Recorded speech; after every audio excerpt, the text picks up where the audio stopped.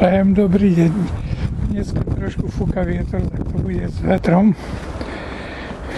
Tu je ten krovinorez, na ktorom je taký malý pliešok na to, aby tam nebola veľká diera, lebo tam potom berie.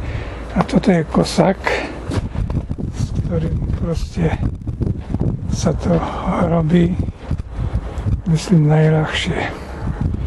Není potrebné. A teraz prejdeme, tu je ten lis.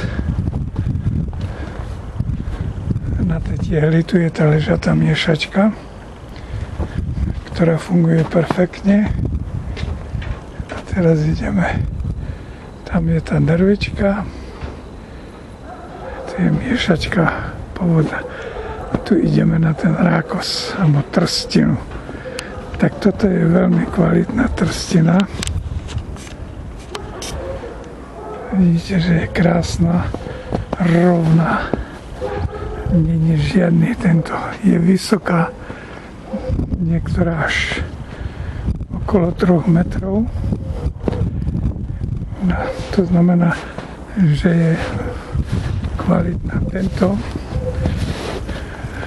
drevený kúsok, to je na to, aby som rýchlejšie zaviazal.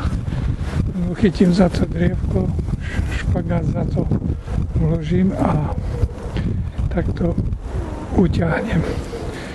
No a čo sa týka nekvalitného, tak aby som neprerušil video, tak ideme tu. Tak tu vidíte, aký je nekvalitný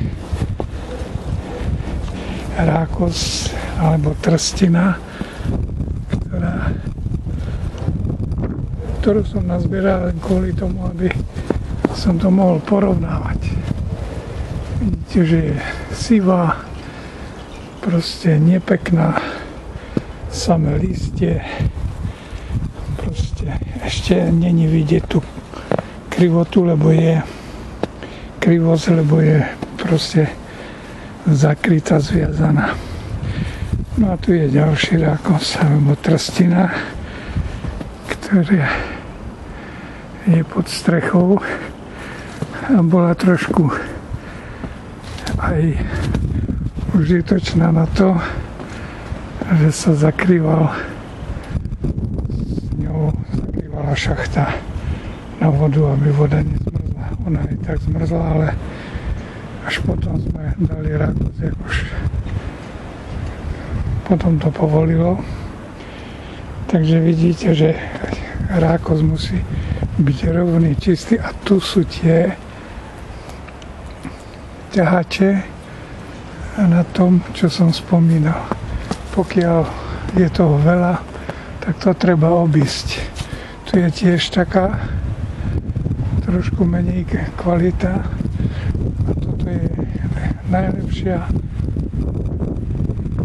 rákos na strechu. To je presne taká, jak má byť, aj troška je dobrá, aj hustota. Tu je taká istá. Dobrá. Tak to by bolo zatiaľ všetko. Ďakujem pekne.